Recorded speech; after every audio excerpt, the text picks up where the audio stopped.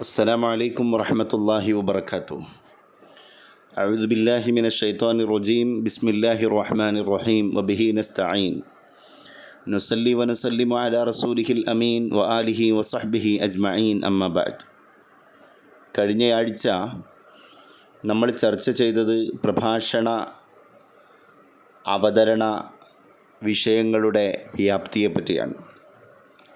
അത് പ്രഭാഷണം മാത്രമല്ല, ഒരു കാര്യം എങ്ങനെ അവതരിപ്പിക്കാം എന്നതിനെ പറ്റിയാണ്. നൂതനമായ പല സാങ്കേതിക വിദ്യകളും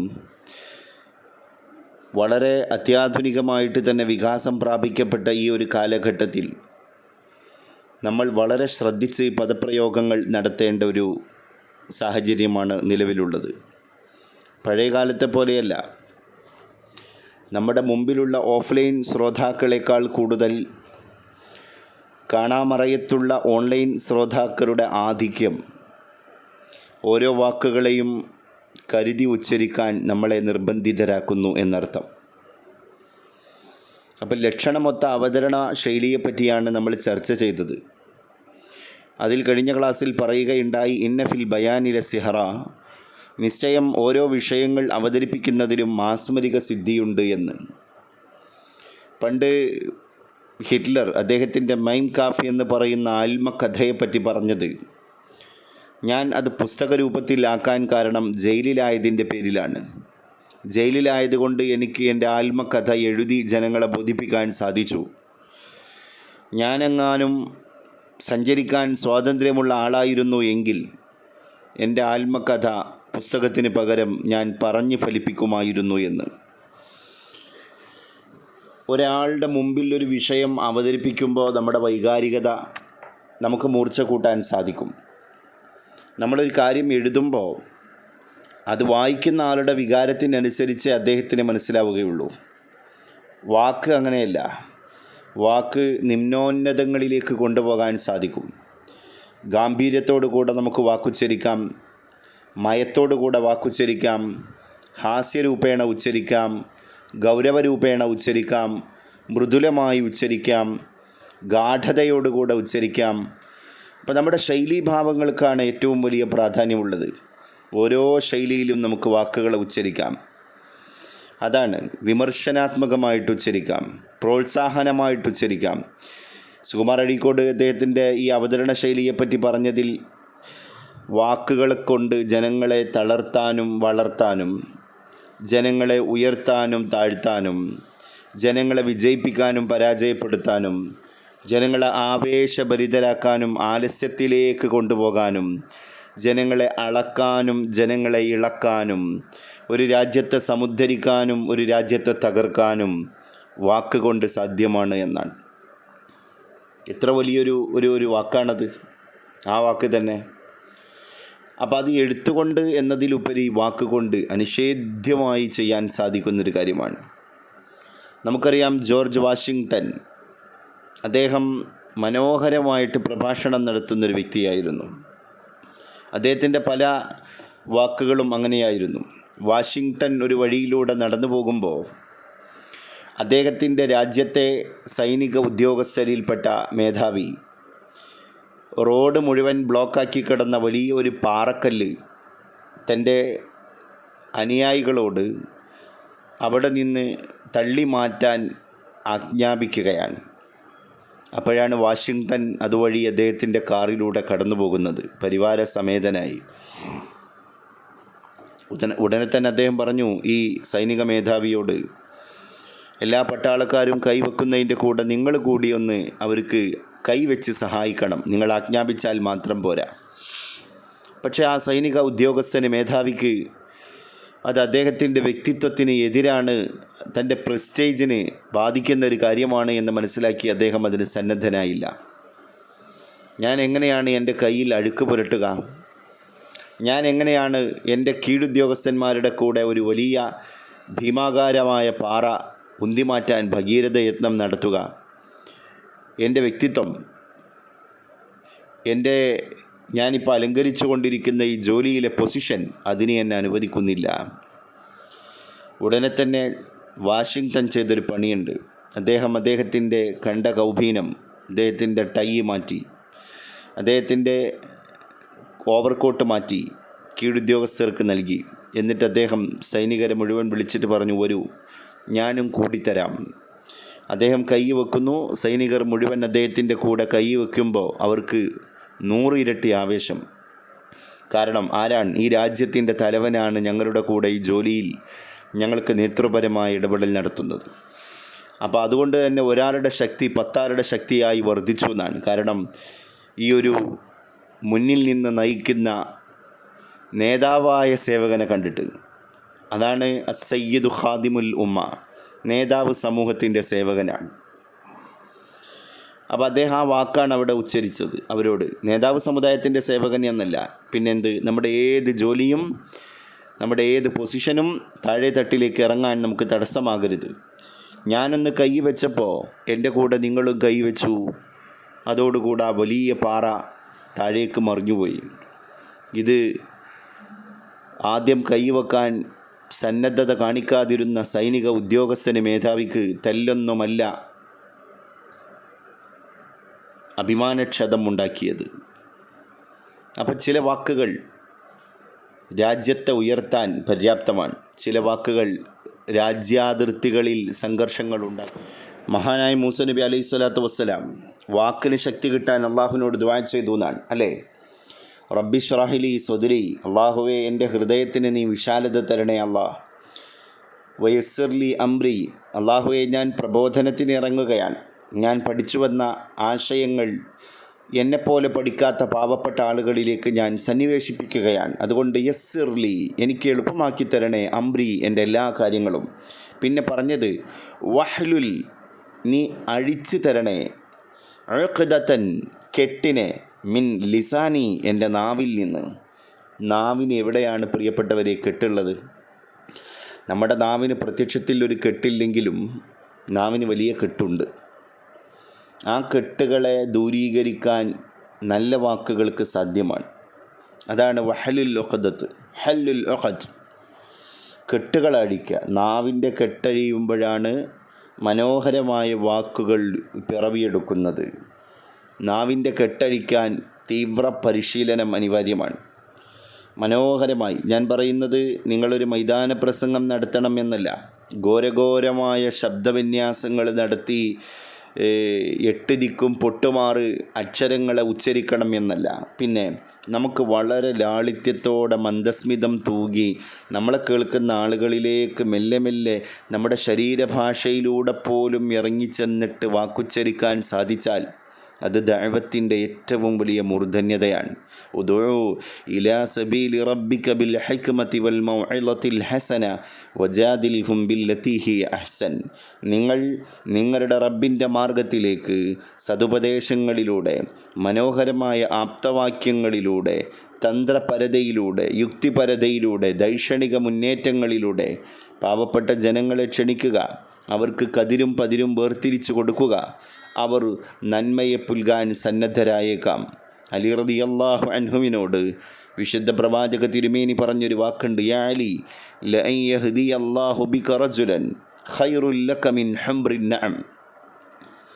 യാ അലി, എൻ്റെ പ്രിയപ്പെട്ട മാതുലനായ അലി, നീ കാരണം, നിന്നിലൂടെ, നിൻ്റെ കീഴിൽ, നീ കാരണമായി, നിൻ്റെ വാക്ക് കാരണമായി ഇസ്ലാമിനെപ്പറ്റി അജ്ഞനായൊരു മനുഷ്യൻ ഇസ്ലാമിനെപ്പറ്റി ജ്ഞാനിയാവുകയും അതിനോടനുബന്ധമായി അനന്തരം അദ്ദേഹം ഈ പരിശുദ്ധ മതത്തിൻ്റെ ശാദ്വല തീരത്തേക്ക് കടന്നു വന്ന് മതത്തെ പുൽകുകയും ആശ്ലേഷിക്കുകയും ചെയ്താൽ ഖൈറുല്ലക, നിൻ്റെ ആ വാക്ക്, നീ ആ ഉച്ചരിച്ച പദപ്രയോഗങ്ങൾ നിനക്കെത്രയോ ഖൈറാൻ മിൻ ഹംറിൻ നഅം, ചുവന്ന നിറമുള്ള ഒട്ടകത്തേക്കാൾ. ഈ ചുവന്ന നിറമുള്ള ഒട്ടകം എന്ന് പറയാൻ കാരണം എന്താണ്? അന്ന് അറബികൾക്കിടയിൽ ഒട്ടകമുള്ളവർ തന്നെ വലിയ കുലീന കുടുംബത്തിൽപ്പെട്ട ആളുകൾ മാത്രമായിരുന്നു. ആ സമയത്ത് ചുവന്ന നിറമുള്ള ഒട്ടകമുള്ളവരോ അതിസമ്പന്നരും അതികുലീനരും വലിയ ആഢ്യത്വം നിറഞ്ഞ അറബി കുടുംബങ്ങളുമായിരുന്നു. സാധാരണ രീതിയിൽ കഴുതയും കോവർ കഴുതയുമായിരുന്നു അവരുടെ ഉപജീവനത്തിൻ്റെ വാഹനം. അത് കഴിഞ്ഞ് ഒരു മിഡിൽ ക്ലാസ്സിൽ ഉള്ള ആളുകൾക്കൊക്കെ ഉണ്ടായിരുന്നത് പിന്നെ കുതിരയാണ്. ഒട്ടകമുള്ള വീട് മേത്തരം നല്ല തറവാടിത്തമുള്ള വീടായിരുന്നു. ആ ഒട്ടകമുള്ള വീട്ടിൽ തന്നെ ചുവന്ന നിറമുള്ള ഒട്ടകമുള്ള വീടാണെങ്കിൽ ആളുകൾ അങ്ങനെ പറയാറുണ്ടായിരുന്നു, നോക്കൂ ആ വീട്ടിൽ ഹംറുൻ നഅം, നഅമിൻ്റെ കൂട്ടത്തിൽ അഹ്മർ, റഡിഷ്, ചുവപ്പ് നിറമുള്ള ഒട്ടകമുള്ള വീടാണത്. അത് നല്ല വിലപിടിപ്പുള്ള ഒരു ഒരു ഒരു ഒരു ഇനം, മേത്തരം മുന്തിയ ഇനത്തിൽപ്പെട്ട ജീവിയാണ്. നമ്മൾ സാധാരണ ഇന്നത്തെ ഒരു പരിപ്രേക്ഷ്യത്തിൽ വെച്ച് നോക്കുമ്പോൾ ചില വീടുകളുടെ സിറ്റ് ഔട്ടിൽ, ഷെഡിൽ നിർത്തിയിട്ട പാർക്ക് ചെയ്ത വാഹനം ഓഡിയാണ്, BMW ആണ്, വോൾവോ ആണ്, ബെൻസാണ് എന്നൊക്കെ പറയും പോലെ പിന്നെ ഇത് ചില്ലറ വാഹനമല്ല, ഒരു പോർഷെ വാഹനമാണ്, ഹൈഫൈ സ്റ്റാൻഡേർഡുള്ള ഒരു ഫാമിലിയാണ് എന്നൊക്കെ പറയുന്ന മാതിരിയാണത്. അപ്പോൾ അതിൻ്റെ ഇടയിലാണ് ഹംറുൻ നഅം, ആ വാഹനത്തെ പോലെ കിട്ടുന്നതിനേക്കാൾ നിനക്ക് ഗുണമാണ്.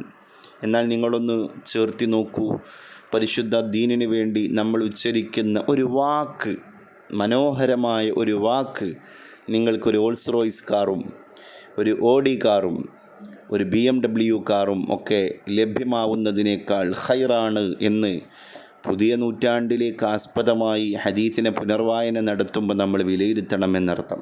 ഞാനൊരു എക്സാമ്പിളായിട്ട് പറഞ്ഞതാണ്, അല്ലാതെ അതിൻ്റെ നേർ പരിപ്രേക്ഷ്യം നിങ്ങൾക്ക് മുമ്പിൽ അർത്ഥം വെച്ച് പറഞ്ഞു എന്ന് നിങ്ങളാരും തെറ്റിദ്ധരിക്കരുത്. നിങ്ങൾ അങ്ങനെ ധരിക്കുന്ന ഒരു വിഭാഗമാണ് എന്ന് ഞാൻ ധരിക്കുന്നില്ല. ഏതായാലും അപ്പം അതൊക്കെ നമുക്ക് ഒരുപാട് ഫലപ്രദമായ മാർഗങ്ങളാണ്. അതാണ് ദഅവത്ത്. ഈ ദഅവത്തിന് ഏറ്റവും വലിയത് നമ്മുടെ മനോഹരമായ വാക്കുകളാണ്, നമ്മുടെ കണ്ഠനാളങ്ങളാണ്.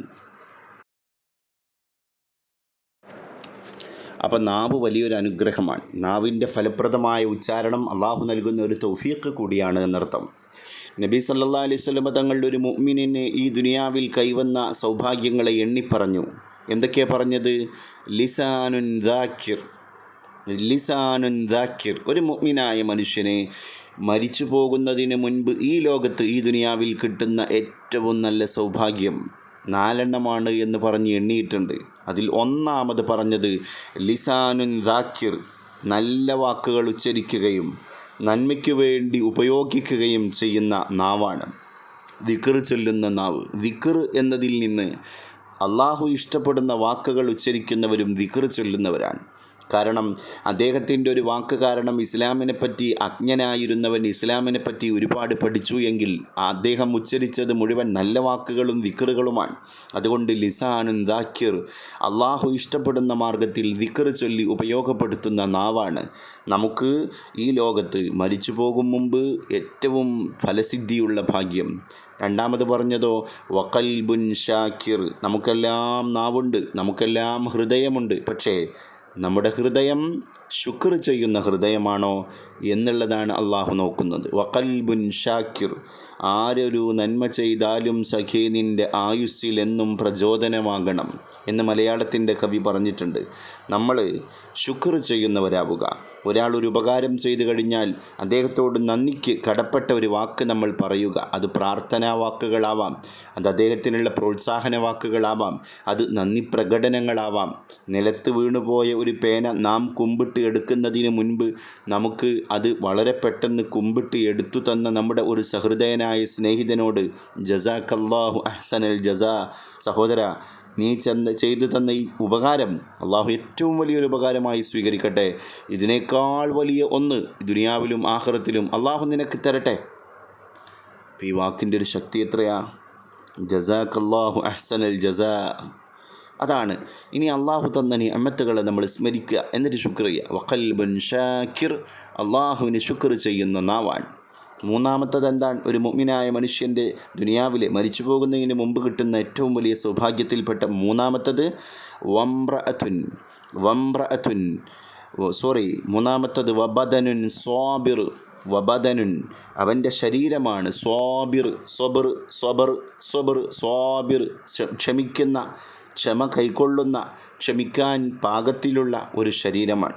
എന്ന് പറഞ്ഞാൽ നമ്മുടെ ശരീരങ്ങൾക്ക് ക്ഷീണമുണ്ടാകും, നമ്മുടെ ശരീരങ്ങൾക്ക് വലിയ ബുദ്ധിമുട്ടുകളുണ്ടാകും, ഉറക്കൊഴിച്ചതിൻ്റെ ബുദ്ധിമുട്ടുണ്ടാകും, നമ്മുടെ ശരീരങ്ങൾക്ക് ഭാരം താങ്ങാൻ കഴിയാത്തതിൻ്റെ ബുദ്ധിമുട്ടുണ്ടാകും, നമ്മുടെ ശരീരങ്ങൾക്ക് അസുഖം വന്നതിൻ്റെ വേദനയുണ്ടാകും. എന്നിട്ടും അള്ളാഹുവിനോടുള്ള കടമകൾ നിർവഹിക്കാൻ ആ കാരണം പറഞ്ഞ് മാറി നിൽക്കാതെ ആ ബുദ്ധിമുട്ടുകളെ തൃണവൽക്കരിച്ചും അവൻ്റെ ശരീരത്തെ സ്വാബിറായ ശരീരമാക്കി മാറ്റി അവൻ ഇബാദത്ത് ചെയ്യുന്നു എങ്കിൽ ബദനുൻ സ്വാബിർ കിട്ടിയവനാണവൻ.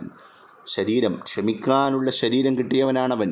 അതാണ് വബദനുൻ സ്വാബിർ, ക്ഷമ ഉൾക്കൊള്ളാൻ പാകത്തിലുള്ള ഒരു ബദൻ, ഒരു ശരീരവും അവൻ്റെ സൗഭാഗ്യമാണ്. നാലാമത്തത് 5 കാര്യം, ചില ഹദീസിൽ 5 കാര്യം എണ്ണിയിട്ടുണ്ട്, ചില ഹദീസിൽ 4 കാര്യം എണ്ണിയിട്ടുണ്ട്. എല്ലാ ഹദീസിലും 4 എന്തായാലും എണ്ണിയിട്ടുണ്ട്. ചില ഹദീസുകൾ പരിശോധിക്കുമ്പം അള്ളാഹുവിൻ്റെ റസൂൽ ദുനിയാവിലെ ഭാഗ്യങ്ങൾ എന്ന് പറഞ്ഞിട്ട് എണ്ണിയത് 5 എണ്ണമാണ്. ഇൻഷാ അള്ളാഹ് ഞാൻ 5-ാമത്തേതും പറയാം. 4-ാമത്തേതേതാണ്?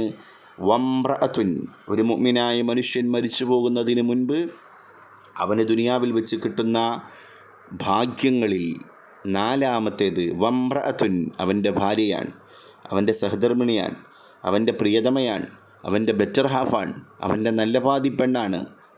എങ്ങനെയുള്ള പെണ്ണ്? തുഈനുഹു, അവൾ അവനെ സഹായിക്കുന്നു. എങ്ങനെയുള്ള ഭാര്യയാണ്?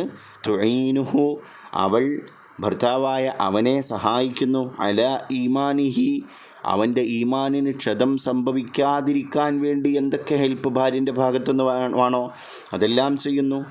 ഭർത്താവിൻ്റെ ഈമാനിന് മൂർച്ച കൂടാൻ കാരണം ഭാര്യയാണ്. ഇവൾ ജീവിതത്തിലേക്ക് കയറി വന്നതിന് ശേഷമാണ് അവന് കുറച്ച് ഇസ്ലാമികവും ഈമാനികവുമായ ബോധമുണ്ടായത്.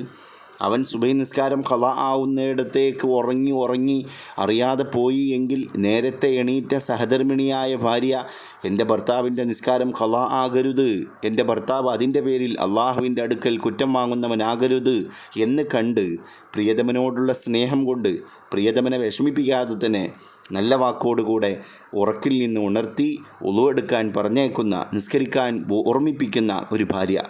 എന്തൊരു സൗന്ദര്യമുള്ള ജീവിതമായിരിക്കും അത്. A happy family is an earliest heaven. സന്തോഷമുള്ള ഫാമിലി യഥാർത്ഥ സ്വർഗത്തിലേക്ക് നിങ്ങൾ പോകുന്നതിന് മുമ്പ് നിങ്ങൾക്ക് കിട്ടിയ സ്വർഗമാണ്, നേരത്തെ കിട്ടിയ സ്വർഗം, ഏർലിയസ്റ്റ്. അതുകൊണ്ട് അങ്ങനെയുള്ളൊരു ഭാര്യയായി മാറാൻ നമ്മുടെ സഹോദരിമാർക്ക് സാധിക്കുക, അങ്ങനെയുള്ളൊരു പെണ്ണിൻ്റെ ഭർത്താവായി മാറാൻ നമ്മുടെ സഹോദരന്മാർക്ക് സാധിക്കുക, ഇതിലും വലിയൊരു ഭാഗ്യം മരിച്ചു പോകുന്നതിന് മുമ്പ് ദുനിയാവിൽ കിട്ടാനില്ല എന്നാണ്. അതാണ് വംറഅത്തുൻ, ഒരു പെണ്ണാണ്. തുഈനുഹു, അവൾ അവനെ സഹായിക്കുന്നു. അലാ ഈമാനിഹി, അവൻ്റെ ഈമാനിന് ഭംഗം വരാതിരിക്കാൻ എന്തൊക്കെ ചെയ്യണോ അതൊക്കെ ഭാര്യ ചെയ്യുന്നു. 5-ാമത് ഞാൻ നിങ്ങളോട് നേരത്തെ പറഞ്ഞല്ലോ, 4 കാര്യങ്ങൾ എണ്ണിപ്പറഞ്ഞു. പക്ഷെ ചില ഹദീസുകളിൽ അത് 5 എണ്ണമാണ് എന്ന് പറഞ്ഞിട്ട് എണ്ണിപ്പറഞ്ഞ 5-ാമത്തത് ഏതാണ് ഈ ഭാഗ്യങ്ങൾ? മരിച്ചു പോകുന്നതിന് മുമ്പ് ഈ ദുനിയാവിൽ മനുഷ്യനെ ആസ്വദിക്കാൻ, ഒരു മുഅ്മിനായ മനുഷ്യൻ്റെ ഭാഗ്യം എന്ന് പറയുന്ന 4-5 കാര്യങ്ങൾ. അതിൽ 5-ാമത്തത് ലാസ്റ്റ് വൺ ഏതാണത്? അത് വബൈത്തുൻ വാസിഅ, വിശാലമായ വീടാണ്. വിശാലമായ വീട് എന്ന് പറയുന്നത് കൊണ്ട് ഉദ്ദേശിക്കുന്നത്, നിങ്ങളാരും തെറ്റിദ്ധരിക്കരുത്, ഒരു മനുഷ്യന് അള്ളാഹു ഹലാലായ സാമ്പത്തിക ശേഷി കൊടുത്തിട്ടുണ്ട്. ആ സാമ്പത്തിക ശേഷിക്കനുസരിച്ച് അവൻ്റെ ഭാര്യ, മക്കൾ, മാതാപിതാക്കൾ അല്ലെങ്കിൽ അവനുമായി ബന്ധപ്പെട്ടവർക്ക് സൗകര്യങ്ങളോടുകൂടെ താമസിക്കാനുള്ള എത്ര വിശാലമായ വീടും മുഅ്മിനായ മനുഷ്യന് നിർമ്മിക്കാം. പക്ഷേ അത് അയൽവാസിയോട് പൊങ്ങച്ചം കാണിക്കാനാവരുത്. അത് നാട്ടുകാർ ഇത്രയും വലിയ വീടാണ് അവനുള്ളത് എന്ന തോന്നിപ്പിക്കലുണ്ടാകാനാകരുത്. നമ്മുടെ വീട് നിർമ്മാണ സമയത്തോ അല്ലെങ്കിൽ വീടിൽ താമസിച്ചതിന് ശേഷമോ അങ്ങനെ ഒരു അഹംഭാവത്തിൻ്റെ ലാഞ്ചന പോലും നമ്മളെ തൊട്ട് തീണ്ടരുത്. നമ്മൾ വീടുണ്ടാക്കുന്നത് നമുക്ക് കാണാൻ ഭംഗി വേണം, നല്ല സൗകര്യങ്ങൾ വേണം, ആ വീട്ടിൽ അധിവസിക്കാൻ സൗകര്യങ്ങൾ വേണം. ഒരു മുഅ്മിനായ മനുഷ്യൻ്റെ ഭാഗ്യമാണത് എന്നാണ്. ഒരു സഹാബിയുടെ വീട്ടിലേക്ക് പുണ്യ നബി സല്ലല്ലാഹു അലൈഹി വസല്ലം പോയി. അപ്പം സാധാരണ സഹാബത്തിൻ്റെ വീടുകളേക്കാൾ മേത്തരം ഇരുനില വീട്, അന്നത്തെ കാലത്ത് ഇരുനില വീട് ഈത്തപ്പന തടികളെ കൊണ്ട് പടുത്തുണ്ടാക്കുന്നതാണ്. അങ്ങനെയുള്ളൊരു ഇരുനില വീട്, അതും വീടിന് റൂമിനൊക്കെ നല്ല വിശാലത കണ്ടപ്പോൾ പുണ്യനബി പറഞ്ഞു, ഇത് ഒരു മുഅ്മിനിൻ്റെ സൗഭാഗ്യങ്ങളിൽപ്പെട്ട ഒന്നാണ്. അപ്പോൾ നമ്മളത് ആലോചിക്കണം. വീട്, വാഹനം എന്നിവ ആഡംബരം എന്ന ലക്ഷ്യത്തിൽ, അത്യാഡംബരം എന്ന ലക്ഷ്യത്തിൽ, അല്ലെങ്കിൽ മറ്റുള്ളവരിൽ നിന്ന് നമ്മൾ ഇതിങ്ങനെ കാണുമ്പോൾ വേറുള്ളവർ നമ്മളെപ്പറ്റി ഇങ്ങനെയുള്ളവരാണെന്ന് ധരിക്കണം, ആ നിയ്യത്തിലായാൽ അത് കിബറാൻ, അത് ഇസ്ലാമികമല്ല. അതേസമയം നമുക്കും മക്കൾക്കും അസൗകര്യമില്ലാതെ താമസിക്കാൻ കഴിയണം. ഒരു സഹോദരൻ പറഞ്ഞു, മക്കൾക്ക് ഇങ്ങനെ വലിയ വീടുണ്ടാക്കുന്നത് എൻ്റെ ഒറ്റ ഉദ്ദേശമേ ഉള്ളൂ. എന്താണ് ആ ഉദ്ദേശം? എൻ്റെ കുട്ടികൾക്ക് വീട്ടിൻ്റെ ഉള്ളിൽ നിന്ന് അസൗകര്യം കൊണ്ട് പുറത്തേക്ക് ഇറങ്ങി ഓടാൻ തോന്നരുത്. അത് പറയുമ്പോൾ അദ്ദേഹത്തിന് അത് ഉണ്ടാക്കാനുള്ള സാമ്പത്തിക ശേഷിയുണ്ട്, എന്നാൽ അദ്ദേഹം ആ വീട് ഉണ്ടാക്കണം എന്നാണ്.